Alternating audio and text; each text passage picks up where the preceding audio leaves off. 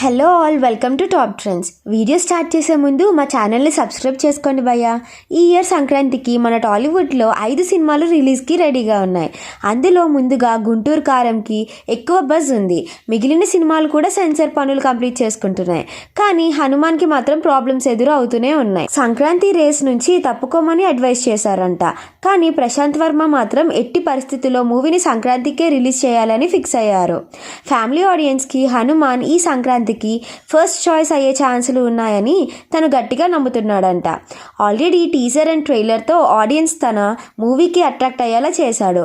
VFX విషయంలో compromise అవ్వకుండా తీయడం తన బలహీనత ఏమో.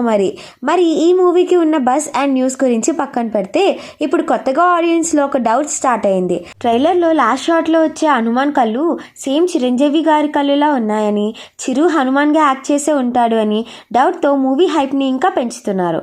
ఈ డౌట్కి రీసెంట్గా ప్రశాంత్ వర్మ రియాక్ట్ అయ్యాడు.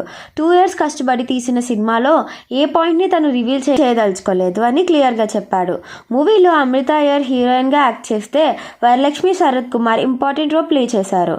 మూవీ సెన్సార్ కంప్లీట్ చేసుకొని U/A సర్టిఫికేట్ని సొంతం చేసుకొని 12th Jan రిలీజ్కి రెడీగా ఉంది.